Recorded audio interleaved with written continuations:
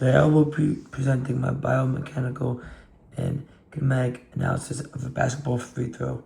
The movement I'm analyzing is a lefty-handed free throw taken by a 6-foot basketball player. Throughout this presentation, I'll break down the movement using biomechanics, kinetics, muscle actions, and coaching principles to show what makes an effective free throw. Basketball players take hundreds of free throws throughout a season, and small changes in technique can have a huge impact on shooting percentage. Biomechanics allow us to understand exactly how the body moves and how forces are produced to improve both performance and consistency. Different basketball positions require different body types.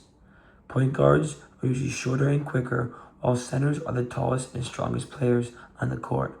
Regardless of position, successful players generally have low body fat and enough muscle mass to generate power while remaining athletic. Most basketball players fit into either a ectomorph or mesomorph body type. Guards tend to be lean and agile, while forwards and centers carry more muscle to compete in the paint. A balance of strength, speed, and mobility is important for overall performance.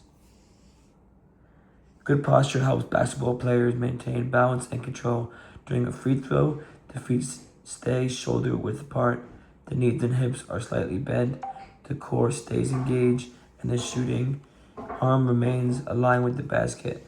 Proper posture improves consistency and accuracy. The free throw can be divided into 4 phases: preparation, force production, release, and following through. Each phase builds on the previous one. The movement starts from the ground and transfers energy to the legs, core, and upper body before finishing with the wrist snap. Several joints work together during the shot. The knees and hip flexes before extending to generate force. The shoulder flexes to raise the arm.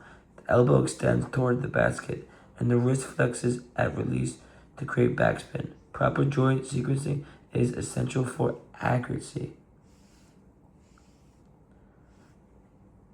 Angular kinetics looks at how joints rotate during movement. During the free throw, the hips, knees, shoulders, elbows, and wrists all rotate in sequence. The body follows a promaxillary to distal pattern, meaning the larger joints move forward first and the smaller joints finish the movement. Linear kinetics focus on movement through space. During a free throw, the player's center of mass moves slightly upward while the basketball follows a smooth arc toward the hoop. A high release point and consistent release angle generally improves shooting success. Once the ball leaves the player's hands, gravity becomes the primary force acting on it. Backspin helps stabilize the ball during flight and gives it a softer bounce as it hits the rim. An ideal release angle is usually around 50 to 55 degrees for maximum consistency. The major external forces acting during the free throw are gravity, ground reaction force, and friction. Gravity pulls the player downward, while the ground pushes back with equal force.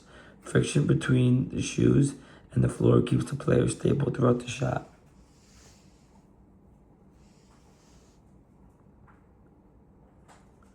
Torque is the rotational force produced around a joint. The muscles around the knees, hips, shoulders, elbows, and wrists generate torque to create movement.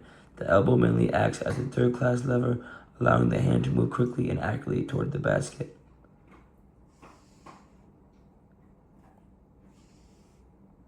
The main muscles involved, including the quadriceps, glutes, calves, deltoids, tricep, forearm muscles, and core.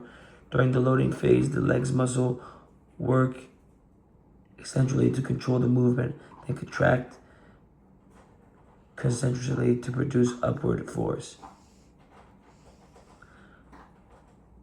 A successful free throw depends on how efficient energy transfer. Force begins in the legs, travels through the core, and finishes in the shooting arm and wrist.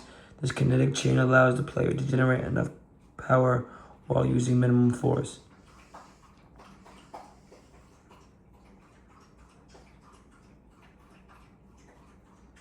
Some common mistakes include poor balance, releasing the ball too early or too late, not following through, and relying too much on the upper body instead of using the legs. These mistakes often reduce both accuracy and consistency. To improve performance, coaches emphasize keeping the elbow under the ball, using the legs to generate power, holding the follow through, and repeating the same routine every time. Consistency is one of the biggest factors in becoming a better free throw shooter.